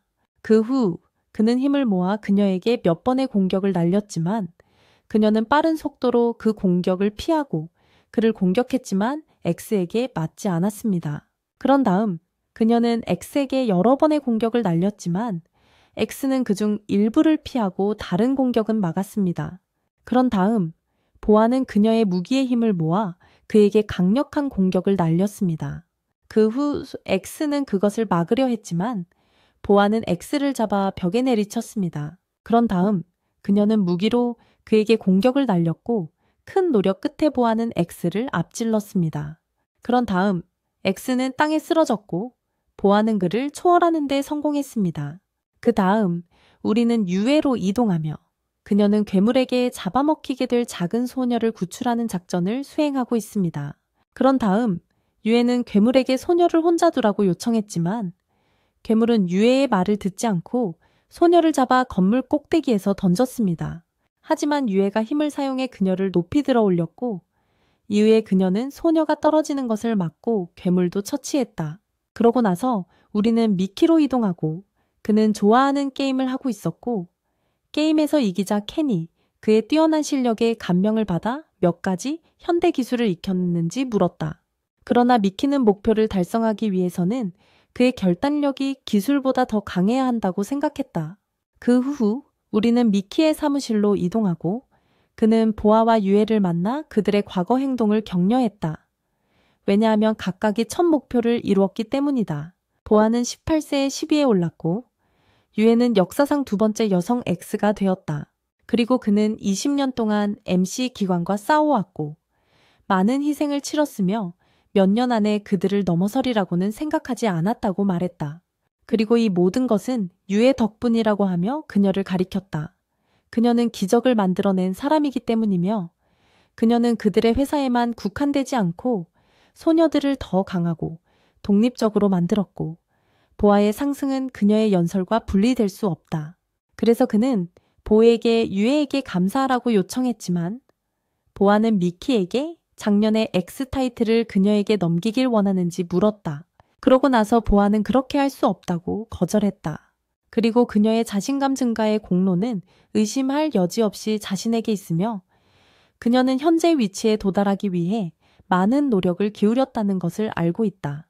그러자 미키는 그녀에게 자신이 그녀를 선택한 사람이라는 것을 잊지 말라고 그녀가 치른 모든 희생을 알고 있다고 위협적인 어조로 말했다. 그러자 유해는 미키에게 위협을 그만두라고 요청하며 그녀는 X 타이틀이 필요 없고 언젠가는 그것이 그녀의 몫이 될 것이라고 말했다. 하지만 미키의 걱정은 그들이 순위 때문에 다툴 것이라는 것이어서 그는 그들을 여기로 데려와 경고했다. 그러나 유해는 미키에게 세상의 X는 하나뿐이라고 말했다. 그러고 나서 보아는 그녀 뒤를 따라 나갔다. 그러고 나서 보아는 유해에게 미키와의 관계에 대해 물었고 그가 자신의 미친 연설에 모든 자원을 쏟게 만들었다고 말했다. 그리고 유해는 영웅이 되기 위해서는 말로는 부족하다는 것을 알았다. 그래서 그녀는 현재 상황을 바꿔야 했고 만약 말만으로 문제를 해결할 수 있다면 그녀와 시간을 낭비하지 않았을 것이라고 말했다. 이 말에 보아는 화가 나서 유해를 잡으려 했지만 유해는 그녀의 손을 밀어냈다. 그러고 나서 그녀는 다시 공격하려 했지만 유해는 힘을 사용해 그녀를 멈추고 움직이지 못하게 막았다. 보아는 유해를 잡으려 했지만 성공하지 못했고 유해는 그녀와 시간을 낭비하고 싶지 않다고 말했다. 그러나 보아는 유해를 위협하다가 존니 주니어의 고양이가 나타났고 존니는 그의 고양이를 잡으러 왔지만 고양이를 잡기까지 많은 고생을 했다. 동시에 보아는 화가 나서 움직였다. 그러고 나서 존니는 유해에게 인사하고 자신을 소개했으며 대화를 방해한 것에 대해 사과하고 그의 고양이에게도 사과하라고 했다. 그는 그가 이 일을 일으킨 장본인이라고 말했다. 그러나 유에는 신경 쓰지 않고 떠나려 했지만 그렇게 할 수 없어서 놀랐고 무언가가 그녀를 존니 쪽으로 돌리게 했으며 그의 눈을 뚫어지게 바라보며 눈이 반짝이고 존니가 매우 좋게 느껴졌다. 그때 그는 고양이를 소개했어. 그 이름은 존니 더 그레이트. 그리고 그의 아들이라고 했고 이 말에 유에는 그를 아들이라고 부르는 것에 놀랐어. 그러고 나서 존니가 고양이를 유에에게 건넸고 그녀는 그걸 잡았을 때 사랑스러움을 느꼈고 고양이가 정말 귀엽다는 걸 알았어. 존니가 유에에게 그의 층으로 함께 가고 싶냐고 물었어. 유에가 동의하자 존니는 행복해했어. 그렇게 그들은 존니의 층으로 향했어. 그러고 나서 우리는 TV로 이동했어. TV에서 포모의 존재에 대한 소문을 방송하고 있었고 사람들에게 새로운 방식으로 사회적으로 소통할 수 있도록 하며 여성들이 더 강하고 독립적인 관점을 가질 수 있게 해준다고 했어. 이로 인해 많은 사람들이 영웅이 될 기회를 얻을 거라고 했어. 그 다음에 샌드, MC의 고위 관계자가 최근에 직위를 사임하고 새로운 트리만 회사를 설립했다는 소식이 전해졌어. 이 회사는 새로운 영웅 후보군을 개발하는 데 집중하고 있어. 샌드는 포모가 소통하기에 편리한 방법을 제공하고 일반 사람들이 언제 어디서나 자신을 표현할 수 있게 해준다고 말했어. 현재 개발에 따르면 현재 영웅의 수가 연간 14.77% 증가하고 있어. 그 결과로 대형과 소형 영웅 관리 회사들이 어디에나 생겨났어. 이 미디어 혁명에 맞서 영웅 사업의 관리와 확장도 전통적인 방법에서 변했으며 그들은 이 새로운 미래를 맞이하기 위해 자신들을 위한 완전히 새로운 환경을 만들어야 해. 그 후 미스터 옌이 MC의 고위직으로 합류했다는 소식이 전해졌고 그는 회사 내 모든 운영 권한을 맡게 될 것이며 앞으로 몇 년 내에 회사 내에서 새로운 전설의 MC를 만들 수 있을 것이라고 했어. 그러고 나서 우리는 유에와 함께 존니의 층으로 이동했어. 유에는 어제 큰 화재에 대한 뉴스를 보고 있었어. 그러고 나서 고양이가 계속 뛰고 달리면서 존니는 그것을 잡으려고 쫓았어. 그리고 고양이가 뛰는 동안 TV 리모컨을 눌러서 샤야니 TV에서 노래하는 장면이 나왔고 이것이 유에와 존니의 시선을 끌었어. 존니도 그녀와 그녀의 노래에 감명을 받았어. 그러고 나서 그들은 시안과의 인터뷰로 이동했고 그녀는 자신을 소개했어. 존니는 자신과 고양이를 그녀에게 소개했어. 그래서 시안이 고양이를 쓰다듬게 되었어.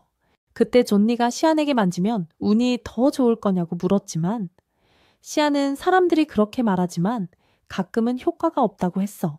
하지만 유에는 운이 논란의 여지가 있는 요소라고 생각했고 이를 측정할 수 있는 구체적인 방법은 없다고 말했어. 시안도 그녀에게 동의했어. 존니는 시안에게 유에에게 축복해달라고 요청했어. 왜냐하면 랭킹 매치가 다가오고 있어서 그녀가 보아를 이기고 1위를 차지할 수 있도록 해달라고 했거든. 그러고 나서 시안이 유에에게 시도해볼래 하고 물었지만 유에는 사람들이 그녀가 좋은 운 때문에 X가 되었다고 말하지 않도록 거절했어. 그때 시안이 존니에게 고양이를 안아달라고 요청했고 존니는 고양이를 시안에게 넘겼지만 보아는 멀리서 그들을 지켜보고 있었어. 그 후 보아는 전화를 걸어 누군가에게 뭔가를 조사해달라고 요청했어. 왜냐하면 그녀는 X의 타이틀을 쉽게 잃고 싶지 않았거든. 다음에 우리는 유에와 보아 사이의 랭킹 매치로 이동했지만 유에가 들어갔을 때 보아를 보지 못했고 아무도 모르는 이상한 챔피언이 나타났어. 아무도 그의 이름을 말해주지 않았고 유에는 보아가 이 남자에게 패배했다고 생각했지만 그녀는 신경 쓰지 않았다. 그녀가 그를 위해 준비를 시작했을 때 그녀는 땅에 내던져졌고 무슨 일이 일어났는지 몰랐다. 그러자 이 남자가 거의 즉시 모든 상대를 물리쳤다는 소식이 퍼졌지만 여전히 아무도 그에 대해 아무것도 알지 못했다. 심지어 그의 이름조차도 우리는 육아 뉴스를 보고 있는 장면으로 전환하고 이 격투가가 X가 되었을 때 매우 슬펐다. 그리고 유는 다른 채널로 바꿔서 그녀를 조롱하는 풍자쇼를 보았고 그 후 패배를 인정했다.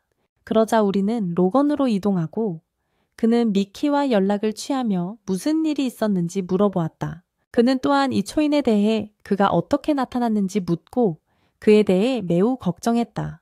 하지만 미키는 그를 알아보지 못하고 그를 찾으려 했으나 아무 증거도 찾지 못했다. 로건은 미키에게 이 남자가 존재하지 않는다는 의미냐고 물었다. 하지만 미키는 그런 뜻이 아니라고 하며 지금 그를 만나러 간다고 말했다. 그가 도착했을 때 로건에게 그와 연락을 끊으라고 부탁했다. 그가 전화를 돌릴 때까지 다음으로 우리는 보아가 유가 보던 같은 풍자쇼를 보고 있는 장면을 보게 되고 그들이 유를 조롱한 후 자신도 조롱당하자 화가 났다. 그러자 그녀는 자신의 전화로 매우 중요한 정보를 담은 메시지를 받았다. 유는 미지의 남자와의 싸움에서 패배한 후 계속 슬펐다. 그녀는 웹사이트를 스크롤하며 모두가 미지의 남자에 대해 이야기하고 있었다. 그녀는 시안이 배경이 드러나면서 언어 공격을 받는 클립을 보았고 이로 인해 불안과 부정적인 감정에 물결이 일었다. 그 후 그녀는 모두가 미지의 남자에게 패배한 그녀에 대해 더 많이 이야기하고 있다는 것을 알게 되었다. 그러자 TV에서 유가 패배했다는 소식이 전해졌고 시안이 보아를 이길 것이라고 생각했지만 미지의 남자가 나타나서 그를 마무리 지었다고 발표되었다. 그러고 나서 우리는 보아로 이동하고 그녀는 나쁜 소식을 듣고 TV를 부순 후의 장면을 보게 된다. 보아는 유가 로진의 딸이라는 사실을 알고 모든 것이 처음부터 계획되었다는 것을 깨달았다. 보아는 그녀의 위대한 노력과 성공으로 가득 찬 과거, 그리고 그녀가 겪었던 고통을 떠올렸다. 이 모든 것이 그녀가 X라는 타이틀을 얻게 했고 그녀는 유에게 쉽게 그것을 내주지 않을 것이다. 그녀는 미키와의 아버지 관계를 이용해 X가 된 유의 실패를 폭로할 것이다. 그러고 나서 우리는 유의 방으로 이동한다. 조니는 유의 방으로 가서 문을 두드리며 며칠 동안 방에서 나오지 않은 그녀를 위해 음식을 남겼다. 그는 그녀에게 패배가 힘든 것이라는 것을 알고 있으며 빠른 회복을 기원한다고 말했다. 그는 그들이 그녀를 그리워하고 있으며 시안도 잘 지내지 못하고 있다고 전했다. 그는 그녀에게 주변에서 퍼지는 소문을 듣지 말라고 부탁했고 지금 시안에게 필요한 것은 주변 사람들의 신뢰와 지지라고 말했다. 그러자 로진도 그녀에게 중요한 이야기를 하러 왔다. 그는 비행기 사고가 발생했을 때 열정적인 기자였으며 잔해 속에서 시안을 발견한 사람이 자신이었다고 말했다. 그는 모든 것을 숨기고 그녀를 친구의 고아원에 보냈어. 사람들의 의심과 판단으로부터 그녀를 보호하려고. 하지만 그는 일이 이렇게 끝날 줄은 몰랐고 이번에는 운이 그들의 편이 아니었어. 그는 그녀가 모든 것을 그에게 탓할 수 있다고 말했지만 너무 자책하지 말라고 했어. 그리고 그는 지금 디오에잇에 가서 모든 것을 고칠 방법을 찾을 거라고 말했어. 이 말에 유에는 놀랐고 방에서 나와서 그에게 물었어. 고친다는 건 무슨 뜻이야?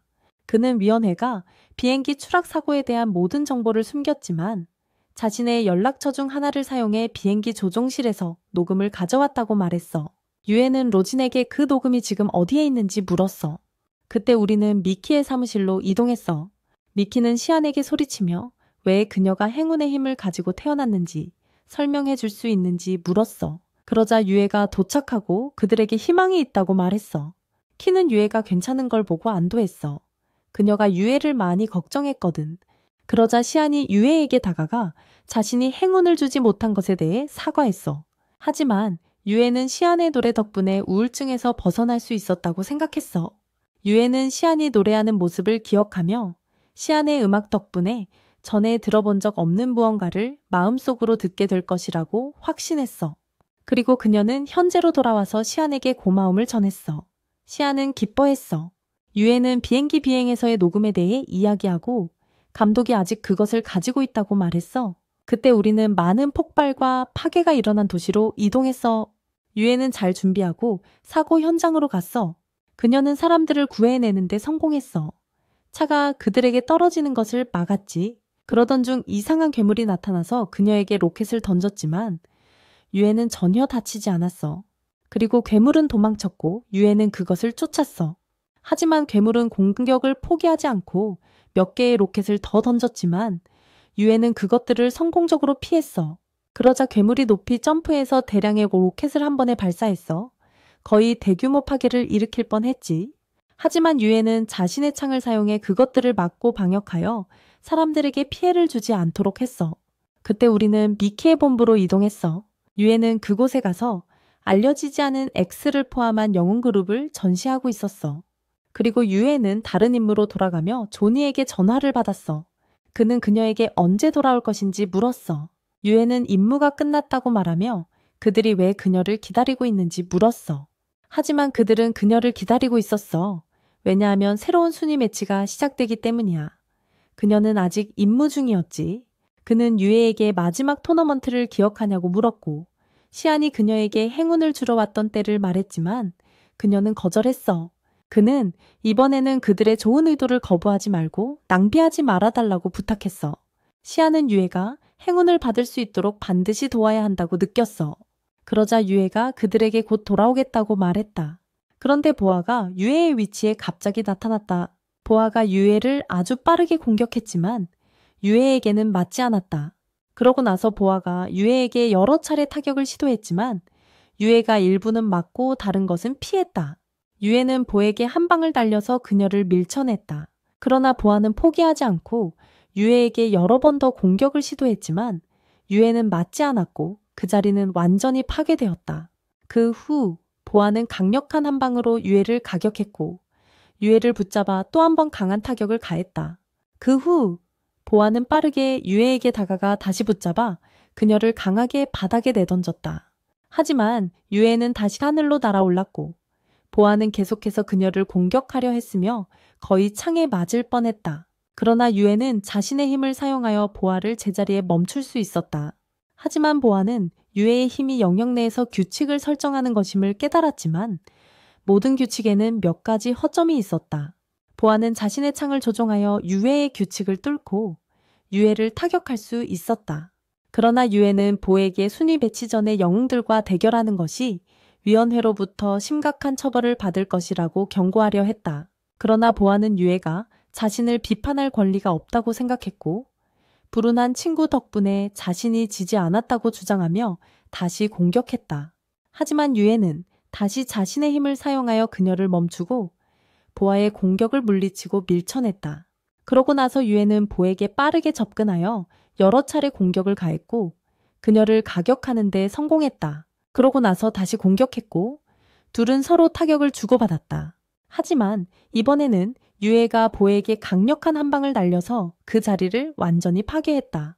하지만 보아는 유에를 공격하는 것을 포기하지 않았고 실제로 유에에게 강력한 주먹을 날려 유에가 철제 상자와 충돌하게 만들었다. 그러자 두 사람은 물체를 사용하여 힘을 발휘해야 했다. 그러나 보아는 한쪽에서 유에를 방해하고 반대쪽에서 공격하여 강력한 타격을 가했고 그 결과 유에는 힘의 충격으로 밀려났다. 그러자 유에의 마스크가 부서졌다.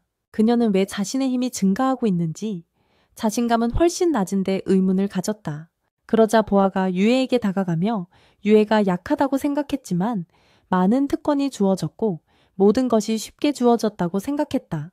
그리고 그녀가 보아를 이기는 것은 불가능했고 보아가 X의 타이틀을 포기하는 것은 힘들 것이라고 생각했다. 왜냐하면 그녀는 그것을 얻기까지 많은 어려움을 겪었기 때문이다. 그러나 유에는 그녀에게 더 이상 X가 아니라고 말했다. 하지만 보아는 그녀를 죽인 후 다시 자신의 왕좌를 되찾겠다고 말했다. 그녀는 유에에게 타격을 가한 후 공격하고 또 맞췄다. 그러고 나서 보아가 유에에게 여러 차례 타격을 시도했지만 유에는 그것들을 막았다. 하지만 보아는 유에의 다리를 붙잡고 배에 내리쳐 빠르게 공격하여 또 한 번 강력한 타격을 가했다. 그녀는 배가 완전히 파괴될 때까지 빠른 타격을 계속해서 가했다. 그 후 그들은 서로 여러 차례의 타격을 주고받았다. 유에는 연속적으로 타격을 가했지만 보아는 그것들을 막아냈다. 보아가 공격했지만 유에는 자신의 힘을 사용해 모든 곳을 태웠고 보아를 맞추진 못했다. 보아는 그 기회를 이용해 유에를 제압했고 계속해서 유에에게 타격을 가했다. 장소가 완전히 파괴된 후 유에는 화가 났고 규칙이 다른 사람을 억제할 수 있지만 자신을 강화할 수도 있다는 것을 깨달았다. 그녀는 보에게 매우 강력한 타격을 가해 보아가 부상을 입고 피를 흘리게 했다. 그녀는 보에게 자신이 지지 않도록 유의 창을 몸에서 빼내려고 했고 화가 나서 그녀를 놓아주라고 요구하며 자신을 죽이고 타이틀을 차지하고자 했다. 하지만 유에는 보에게 자신이 10위 안에 들지 못했으며 랭킹 대회에 참가할 권리를 잃었다고 분명히 말했다. 이것은 보아를 매우 슬프게 만들었다. 그러자 경찰이 도착했고 유에는 병원으로 이송되었다. 그녀는 랭킹 대회가 시작되기 때문에 병원을 떠나고 싶었지만 간호사는 그녀를 막으려 했다. 유에는 거의 바닥에 쓰러질 뻔했지만 간호사가 그녀를 받쳐주었고 그녀에게 큰 부상이 있어 긴 회복 시간이 필요하다고 말하며 상처가 다시 열리지 않도록 쉬어야 한다고 했다. 하지만 유에는 대회에 가기로 결심했다. 하지만 유에는 TV에서 불운으로 인해 대회를 놓쳤다는 소식을 듣고 신비한 영웅이 다시 X가 되었다는 것을 알았다. 유에는 매우 슬펐지만 시엔이 그녀에게 와서 포옹하며 자신을 힘들게 하지 말고 혼자 모든 것을 견딜 필요 없다고 말했다. 그녀는 유에에게 쉬라고 요청하며 그들 모두가 그녀 곁에 있을 것이라고 말했다. 그러자 조니도 유에를 위로하러 왔다. 그 후 우리는 유에의 방으로 이동했다. 그녀는 훈련 중 전화를 받고 자신이 완전히 회복되었다고 말하며 새로운 임무를 언제 받을 수 있는지 물었다. 하지만 키는 미키가 나중에 자신의 사무실에서 그녀를 만나고 싶어 한다고 말했다. 유에는 그가 자신에게 무언가 필요하다고 생각했다. 그 후 우리는 유에와 시엔이 차를 타고 어딘가로 가는 모습으로 이동했다. 시엔은 그들이 휴가를 가는 거라고 예상했지만 유에는 미키가 휴가 대신 임무를 요청했으면 좋겠다고 생각했다. 왜냐하면 모든 이 휴식은 쓸모없고 그녀는 빨리 정상으로 돌아가야 했기 때문이다. 하지만 시엔은 그녀와 함께 휴가를 가고 싶다고 설명하며 더 이상 걱정하고 싶지 않다고 했다. 시엔은 유에에게 친구가 있었는지 물었다. 하지만 유에는 친구가 없었고 항상 정상에 오르고 목표를 달성하는 데 집중했다. 시엔은 다시 유에에게 어린 시절 어려운 경험을 겪은 적이 있는지 물었다. 하지만 유에는 그런 일이 없었다. 하지만 그녀는 시엔의 노래에 감사하며 그것이 그녀가 마음속에서 다른 목소리를 들을 수 있게 해준 이유라고 말했다. 그녀는 다른 목소리에 대해 이야기하려고 했으나 그때 그들의 차가 충돌했고 거대한 괴물이 나타났다. 레이라라는 새로운 영웅이 등장했다. 그녀는 체육관에서 훈련 중이었고 그곳 다른 영웅들의 주목을 받았다. 그들은 훈련 중 그녀의 체력과 힘에 놀랐다. 하지만 그녀가 잠깐 쉬려고 훈련을 멈추자 코치가 실수로 그녀의 모자를 쳐내버렸다. 그녀는 다른 영웅들에게 완전히 드러났고 그들은 그녀의 아름다움에 매우 감명을 받았다. 레일라가 이런 기분을 느끼자 자신감이 떨어지고 힘도 줄어들었다. 그녀는 더 이상 훈련할 수 있는 능력이 없었고 화가 났다. 그 후 우리는 레일라의 집으로 갔다. 그녀는 어렸을 적 방에서 놀고 TV를 보던 기억이 났다. 그때 유해가 나오는 프로그램이 있었고 레일라는 그녀의 말에 큰 영향을 받았다. 그녀는 엄마에게 가서 영웅이 되고 싶다고 말했다. 이 말에 엄마는 매우 기뻐했고 레일라가 이 말을 하는 모습을 촬영해 영원히 보관하고 싶어 했다. 그러고 나서 레일라는 16살이 되었다. 어느 날 훈련 후 집에 돌아오니 엄마가 기다리고 있었다. 엄마는 레일라에게 어렸을 때 자신이 찍은 영상을 보라고 하며 그녀가 매우 귀엽다고 말했다. 하지만 레일라는 이제 16살이라 귀엽다고 불리는 것이 불쾌하게 느껴졌다. 그러나 엄마는 여전히 레일라가 귀엽고 앞으로도 영원히 귀여울 것이라고 생각했으며 모두가 그녀를 사랑하고 그녀가 레일라의 첫 번째 팬이라고 말했다. 그러고 나서 레일라는 자신의 방으로 갔다. 방은 훈련을 위한 스포츠 장비로 가득 차 있었다. 레일라는 사람들이 자신을 비웃지 않도록 새로운 스타일을 찾기 시작했다. 그녀는 13살 때의 모습이 떠올랐고 그때 완전히 외모를 바꾸었다. 이렇게 하면 절대 비웃음을 당하지 않겠다고 생각했고 자신이 영웅이라고 사람들을 지키는 존재라고 믿었다. 그러고 나서 그녀는 약한 친구를 지키기 위해 나쁜 학생들로부터 그를 방어하러 갔다. 그녀는 무거운 소년을 때려서 친구인 총을 그에게서 떼어내고 그를 귀찮게 하지 못하게 했다. 그러자 총이 레일라에게 그게 어떤 무기인지 어디서 구했는지 물었다. 레일라는 집 지하에 있는 연구소에서 찾았고 몇 가지 수정을 했다고 말했다. 그러자 무거운 소녀는 머리에서 화살을 제거하려 했지만 어렵다는 것을 알았다. 하지만 레일라는 화살을 조종할 수 있었고 무거운 소녀는 넘어질 뻔했지만 그의 친구들이 그를 받쳐주었다. 레일라는 그에게 넘어지는 이유가 화살의 끝부분 때문이라고 설명했는데 그것이 무거워져서 그를 굽히고 사과하게 만들 것이라고 말했다. 그러나 무거운 소녀는 친구에게 자신이 가지고 있던 편지를 요청했고 친구들은 지금 그가 이렇게 하는 것에 놀랐다. 그러고 나서 무거운 소녀는 레일라에게 편지를 건네주며 그녀의 관심을 끌기 위해 총을 귀찮게 했다고 선언했다. 이 말에 레일라는 매우 부끄러움을 느꼈다. 그러고 나서 레일라와 총은 둘이서 떠났다. 총은 레일라의 무기에 놀라며 그녀가 무거운 소년을 굽히게 만들었다고 말했다. 하지만 레일라는 총에게 물었다. 내가 귀엽다고 해서 영웅이 되지 못할까? 창은 왜 그녀가 그런 옷을 입었는지 이해하게 됐다. 레일라가 다시 창에게 물었다. 영웅에게 외모가 그렇게 중요해. 하지만 창은 그녀가 정말 귀엽다고 생각했고 이 말을 했을 때 매우 당황해했으며 그녀가 영웅이 되기 위해 억지로 애쓸 필요가 없다고 말했다. 그는 뭔가 잊어버렸다고 말하며 가방을 찾기 시작했다. 레일라는 그가 그녀를 좋아해서 또 다른 편지를 줄 것이라고 생각하고 즉시 도망쳤다. 하지만 창은 그날 비가 올 것이라는 걸 알고 가방에서 우산을 꺼냈다. 그러고 나서 우리는 비를 맞으며 달리고 있는 레일라로 이동하고 그녀는 모두가 그녀를 귀엽고 아름답다고 생각하는 것 때문에 울고 있었다. 이것은 그녀의 자신감을 낮추고 그녀를 약하게 만들었으며 그녀는 꿈을 이루고 영웅이 될 수 없었다. 그러고 나서 그녀는 현재로 돌아와서 자신의 머리를 자르는 모습을 보았다. 그녀의 목표는 남자처럼 보이는 것이었다. 그러고 그녀는 머리에 가위를 대고 잘라내려고 했지만 결국 할 수 없었다. 그녀는 가위를 바닥에 던지며 타협하고 싶지 않아서 매우 슬펐다. 그녀는 긴 머리와 분홍색을 사랑했다. 그녀는 매우 화가 나서 스스로에게 물었다. 왜 나는 나 자신을 바꿔야 하지? 실수로 그녀는 TV를 켰다. 그것은 히어로 DJ께 대한 뉴스가 나오고 있었고 그의 포모와의 계약이 끝났으며 15년 전 랭킹 토너먼트에서 정상에 올랐지만 그 이후로 그의 성과는 정체되었다고 했다. 레일라가 이 사실을 알게 되었을 때 좋은 아이디어가 떠올랐다. 그녀는 연구소로 가서 자신을 위한 전투복을 만들기로 결심했고 새로운 사람이 되겠다고 다짐했다. 그리고 실제로 그녀는 슈퍼히어로 수트를 만들고 그걸 입고 거리로 나갔다. 그러고 나서 우리는 거리에서 알려지지 않은 악당에게 감시당하고 있는 소녀로 이동한다. 소녀는 악당으로부터 복도에서 도망쳤지만 레일라가 그녀 앞에 나타나서 서로 부딪혔다. 소녀는 레일라에게 도움을 요청했지만 레일라는 자신이 슈퍼히로인이라고 안심시켰다. 그러자 악당이 다시 나타나서 칼을 보여주었다. 레일라는 소녀에게 뒤에 서라고 말했다. 악당은 뛰어올라 레일라를 맹렬히 공격했지만 레일라는 그를 막아냈다. 레일라는 그를 밀어내고 속도를 이용해 강력한 일격을 날렸다. 그 후후 악당은 다시 레일라를 공격하며 그녀를 바닥에 쓰러뜨렸지만 레일라는 크게 영향을 받지 않았다. 레일라가 다시 일어났을 때 그녀는 악당에게 여러 차례 공격을 받았지만 전혀 다치지 않았다.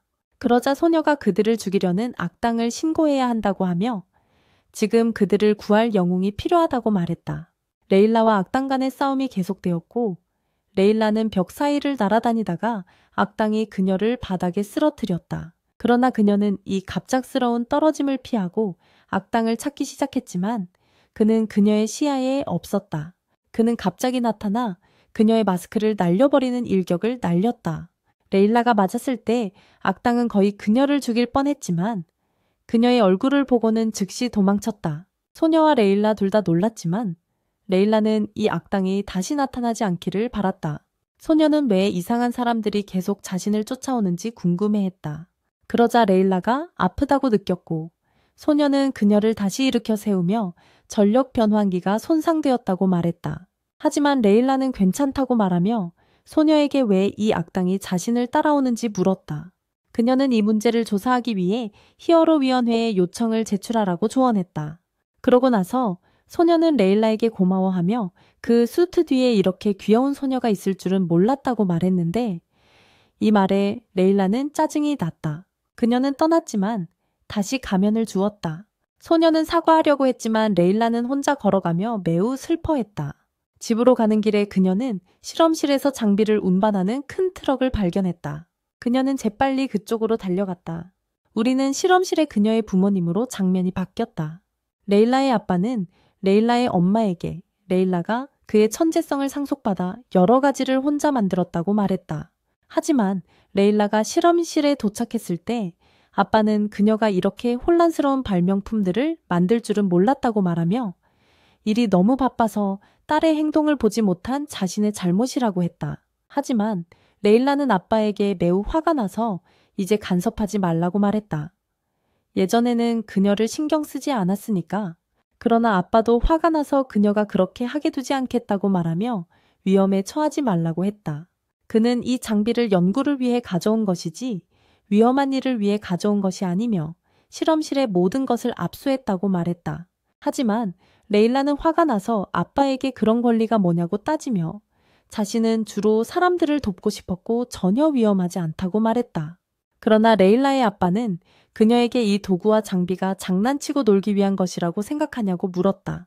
그러자 샹이 레일라의 히어로 수트 디자인 그림을 발견했지만 레일라의 아빠는 그것도 치우라고 말했다. 레일라는 샹을 막으려 담았지만 아빠가 그녀를 잡아당겨 막았다. 그는 그녀에게 정말 관심이 있다면 실험실에 와서 열심히 일해야 한다고 말했으며 이는 레일라의 엄마와 친구 샹을 놀라게 했다. 하지만 아빠는 그녀를 위해 특별 신청서를 제출하겠다고 했고 다음 주에 그녀와 샹을 데려가서 모든 물건을 창고에 보관할 수 있다고 했다. 레일라는 이 결정에 기뻐했다. 그러고 나서 우리는 글림스 연구소로 장면이 바뀌었다. 레일라와 샹이 그곳에 갔고 샹은 레일라에게 연구소를 소개하기 시작했다. 그는 16년 동안 다양한 분야에서 놀라운 성과를 거두었고 비밀 수준에 따라 구분되어 있으며 각 프로젝트마다 책임자가 있다고 말했다. 그리고 그들은 샹이 일하는 훈련 저장소로 이동했다. 그는 저장소라고 불리지만 사실은 자유로운 연구를 위한 비옥한 땅이라고 말했다. 그들은 그곳을 점검하기 시작했지만 샹은 레일라가 정말 좋아할 것이라고 확신하는 장소로 그녀를 데려갔다. 그는 여기라고 말했지만 그것은 덮여 있어서 아무것도 보이지 않아 그녀는 의문을 제기했다. 하지만 샹은 그날 레일라의 청사진을 보고 물어봤다. 너 슈퍼방패를 만들고 싶지? 이로 인해 레일라는 엄청 기뻐했다. 그러고 나서 샹이 방패 위에 올라가서 비밀리에 완성했다고 말하며 전설적인 로봇 방패를 공개했다. 레일라는 그걸 보고 역겨움을 느꼈다. 샹은 그녀의 그런 표정에 화가 나서 바닥에 쓰러졌다. 레일라가 그를 일으켜준 후 그녀는 정말 훌륭하다고 말했지만 샹은 그녀가 거짓말한다고 생각하고 화를 냈다. 하지만 레일라는 모든 것이 특정한 맛이 있다고 설명했지만 샹은 그게 로봇 방패의 형태라고 주장했다. 그러던 중 샹의 친구 한배 왕과 레일라가 전에 구해준 소녀가 도착하여 그에게 친구를 데려온 이유가 그의 작품을 보여주기 위해서인지 물었다. 하지만 샹은 왕의 비꼬는 말에 화가 나서 그것이 보관소에 들어갔지만 전혀 빛을 잃지 않았다고 말했다. 그러나 왕은 그 구식 디자인이 이유가 아니라고 생각했다. MCU와 IMU 유닛조차도 요구사항을 충족하지 못해서 이제는 보관소를 지키고 몇몇 사람들을 겁주기 위해서만 유용했다. 샹은 물었다. 그게 내가 누군가를 도와주기 위해 데려온 이유 아닌가? 그러자 레일라가 왕에게 다가가 인사를 했다. 왕은 레일라를 잘 기억하고 있었고 샹이 그렇게 많이 이야기한 천재 발명가라고 말했다. 그날 밤 그녀가 착용한 방패는 그녀의 디자인이었다고 레일라는 왕에게 이제 왕의 전력 변환기가 고장났다는 것을 어떻게 알았는지 이해하게 되었다고 말했고 그건 그녀가 여기서 일했기 때문이었다. 하지만 그녀는 샹을 도와주기 위해 보관소로 정은되었다. 레일라는 이제 훌륭한 보조가 생겼다고 생각했고 샹도 그들이 그의 절대적인 껍데기를 만드는데 도움을 줄 수 있어 기뻐했다. 하지만 그들은 이를 강력히 거부했다. 그러자 왕과 레일라는 다시 슈퍼슈트를 만들기 시작했다. 왕은 금속의 종류에 놀랐지만 레일라는 아빠의 연구실에서 이 종류를 발견했고 폐기물이었다고 말했다. 왕은 이 금속 덕분에 디자인 과정이 예상보다 빨리 진행되고 있음을 보고 변환기의 출력을 고쳤다고 말했다. 레일라는 왕에게 새로운 디자인에 대해 감사하며 이제 힘과 아름다움이 함께할 수 있음을 알게 되었다고 말했다. 하지만 왕은 이를 호의로 생각하며 레일라가 자신을 구해준 것에 대해 보답하고 싶어 했다. 레일라는 슈퍼슈트의 전력 변환기를 테스트하기 시작하고 왕에게 그렇게 재능이 많았는데 왜 보관소에서 일하는지 물었다. 하지만 왕은 졸업 후 그녀의 직업이 연구소의 접수원이라며 레일라를 놀라게 했다. 왕은 사람들의 첫인상이 이력서보다 더 중요할 때가 있다는 것을 보았고 이는 면접 결과에도 영향을 미친다고 말했다. 그녀는 면접에서 자신을 소개하고 전자공학 및 산업 디자인 전공을 이야기했던 때를 기억했다. 그녀의 목표는 세대의 경계를 초월한 기술을 혁신하고 이러한 기술을 통해 미래를 구축하는 것이었다. 그러나 행정직원은 그녀가 아름답다고 생각했고 전자공학과는 아무런 관련이 없어 보였다. 하지만 여성 직원은 그녀에게 리셉션이 필요하다고 말하며 왜 왕이 이 일을 시도하지 않냐고 물었다. 직원은 그녀에게 상황과 작업 환경에 적응할 때까지 간단한 일부터 시작하라고 했고 리셉션은 방문객들이 글림슬랍을 처음 알게 되는 곳이기 때문에 최대한 우아하게 고객을 맞이하라고 부탁했다. 이건 쉬운 일이 아니라고. 그러고 나서 그녀는 현재로 돌아와 레일라에게 과학연구소 안에서 이런 상황에 있는 것이 궁극적인 아이러니라고 말했다. 하지만 그녀는 로우 씨를 만났고 그건 그녀의 좋은 운이었으며 그는 레일라의 아버지였다. 레일라의 아버지가 아니었더라면 왕은 레일라가 이곳에 왔을 때 넓은 미소로 인사했을 것이다. 그러고 나서 그녀는 로우 씨와의 첫 만남을 기억했지만 그를 잘 알지 못해 예약이 필요하다고 말하고 누구와 연락하고 싶은지 물었다. 그러나 로우 씨는 인사부에서 뭘 하고 있는지 궁금해했다. 전자공학과 산업 디자인에서 성적이 좋은 소녀를 리셉션에 채용하는 것에 대해 그는 그녀에게 이력서가 맞냐고 물었다. 그리고 왕은 그것이 자신의 것이라고 말했다. 로우 씨는 그녀가 자신과 함께 일하는 데 관심이 있는지 물었지만 왕은 믿을 수 없었고 놀라웠다. 그러고 나서 그녀는 현재로 돌아왔지만 레일라는 그가 다른 사람의 일에만 관심이 있어서 질투를 느꼈다. 하지만 그는 자신의 딸이 집을 망가뜨리는 것에는 관심이 없었다. 그러나 왕은 로우 씨가 매우 친절하다고 생각했다. 레일라는 이에 신경 쓰지 않고 1년에 몇 번이나 그를 만났는지 모르겠다고 말했다. 그러고 나서 레일라는 왕에게 그녀의 아버지와의 관계에 대해 물었다. 하지만 그는 왕이 3살 때 세상을 떠났다. 레일라는 놀라워하며 왕에게 사과했다. 하지만 왕은 이에 화나지 않았고 레일라에게 아버지를 잘 보지 않기 때문에 로우 씨가 자신의 아버지였으면 좋겠다고 말했다. 그러고 나서 그녀는 레일라에게 주스를 주었다. 그리고 레일라는 왕에게 같이 술 한잔 하자고 요청했다. 그러고 나서 그들은 배 가서 술을 마셨다.